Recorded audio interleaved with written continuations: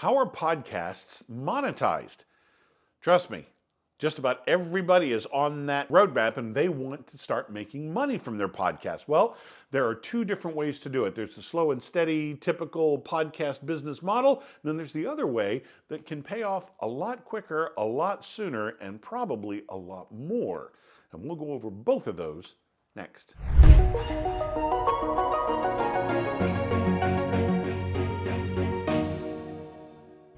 So stick around to the end of this video because you're going to finally figure out which kind of podcast you're going to want to do for your company. There's the podcast as a business model way, and then there's the business model podcasting way. Which one is right for you? We're going to go through those steps, and I'll show you which one will probably pay off a lot sooner than the other.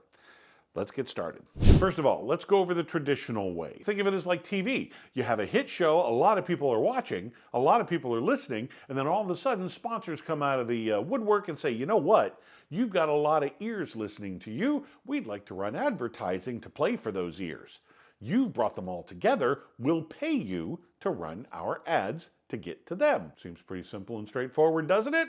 That's pretty much the podcasting as a business model. You put all your heart and soul into the show to make sure that the show is the best that it can possibly be because you're going after numbers of ears. How many people do you have downloading your podcast, listening to your podcast? How many plays do you get? All that kind of good stuff to make sure that more and more and more people can be exposed to whatever message any sponsor comes along and wants to hopefully put on your podcast. Now, that doesn't mean you have to take any message. What I'm saying is that advertisers will then come to you, or maybe you can start to approach them and start talking about what your show can do for them. Either way, that is the show for audience for advertising dollars model. Very common, radio, TV, podcasting, and many YouTube channels. And in this particular model, you will probably spend as much, if not more time promoting your podcast than you will in the actual producing of the show when it comes to researching, writing up, scripting it out, doing the interview, doing the editing, all the stuff that comes with the actual episode. Promoting it and advertising it and making sure that people even know that it exists will become the full-time job because you are after more and more ears and to make sure that more and more people are tuning in to listen to your show. Now, growing a podcast for monetization purposes is not one of those get-rich-quick schemes. It doesn't happen overnight. Now, there are a few success stories that people were able to capitalize on, say, previous endeavors that they've worked on before, and they've been able to launch a fairly successful podcast fairly quickly, whether it be name recognition or stuff they've done in the past or whatever the case may be. But if you're going to start with just a topic and a title and a microphone, it's going to take a little while and a lot of effort to get to that point. It's not impossible, but nothing's free. And it comes with a decent amount of work, and be prepared for that before it starts to pay off. And then along the lines, you can also, this is just not sponsoring, but let's say now that you've got a bunch of people listening, maybe 2% of them want a coffee mug. Maybe 7% of them would like a hoodie. You can start producing those things, start producing some swag, start producing some offline content that only subscribers can possibly listen to. If you've got some really raving fans, they'll pay the extra $5, $10, $15, $25 a month to get to your offsite content as a podcast sponsor. There are a million different ways to monetize it. It all boils down to and points back to the size of your audience. So promoting the podcast to bring in more listeners, that's going to be your primary job, like I said before. Now, if you're into podcasting, if you're into a YouTube channel for your business, if you're into even writing radio ads or getting radio ads to promote your business, this is the place for you. We've catered a bunch of topics and information to hopefully get any one of those up and running, to help you get one of those up and running for your company, for your business, to help you bring in more clients and, well, make everybody succeed. So be sure to click like this episode, subscribe to the channel, and get you up and running quickly.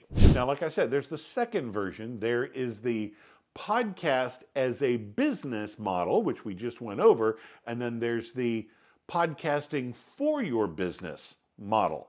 Now, what do I mean by that? Big difference is, first, you're going for listeners that you can sell those ears to sponsors. The second version is you are trying to bring in specific people that you can help with your company. whatever it is you sell, whether it's products, services, whatever the case may be. You want to bring them on as clients or as purchasers. So you've got a very specific group of people that you could be helping out. Now, the way to go about that is by knowing your ideal customer. Who do you start with? Who is it that you're trying to reach? That is going to be the avatar that you need to have in your head every time you open your mouth. This is not going to be a 15 or 30-minute infomercial for your company. This is not something that's going to be a solid sales message for one of the services or one of the products that you have on the shelf. This is going to be about educating your potential clients and customers on what you do, how to do it. Yes, you're going to teach them exactly how to do it so they could possibly do it for themselves. You know why? Because there are going to be some people out there who realize that your expertise are better than what they could ever learn it, and they want to come to you and immediately hire you to do for them what you do. Those are the ideal clients, the ones who let you do what you do best for them. They're just a joy to work for. Believe me, they make your life a joy to do the work. It really is phenomenal. Those are the folks you're looking for, and they find you and they know, like, and trust you through your podcast, and they understand where you're going with everything. You don't have to sell them anything. I'll be honest with you, I hate selling. I can't stand it. So I would much rather engage you in a conversation and give you a few tips, give you a few tricks, give you a few techniques that you can use immediately for your business, and go, you know what, Nick, that sounds great. Can you do that for me? Well, of course I can do that for you. That's the philosophy that you have behind your podcast. Or even if you want to transfer this into a YouTube channel, you can do that very easily. But your podcast is about your customer and how they can succeed, and then you show them how you can help them do that. People are looking for what you're selling right now. Whether it's services or products, they're looking for it right now. They just don't know you exist yet. So your videos are going to be based on questions that they're asking before they've committed to anyone. What are they asking about? Let's say you're a fitness instructor. They want to know about recipes, low-carb recipes. Do you have something like that? Can you start recording some low-carb recipes? Are you a financial advisor? Somebody's going to be looking at stocks. They want to invest in stocks. What advice would you give them about investing in stocks? Those are a whole bunch of videos that you can make. People have questions about, let's say you're a sales trainer. There are companies that have armies of salespeople that just aren't doing well. What would you tell them? What would you teach them to bring their sales team up and into the stratosphere? What would you do for them? That's the kind of videos that you want to make. Who is it that you're going after? Be sure to show them, to tell them, to demonstrate for them how their life is better if they do it this way. And oh, by the way, I can handle that for you. That's the whole point to this entire technique.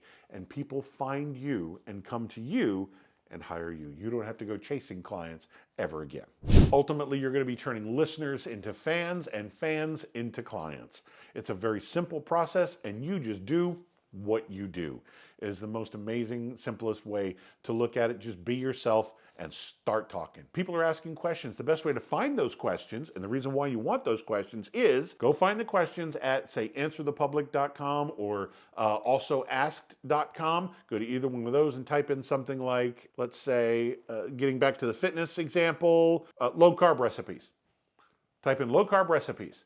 Answer the Public will give you a whole list of questions that people are already asking. And now you take those questions, make that the title of your video, and give them your answer. And then the next time somebody searches that exact same term again, and the reason when it's popping up so much is because people are typing in those exact words over and over and over again, now you're going to be the one popping up with your answer. It's that simple.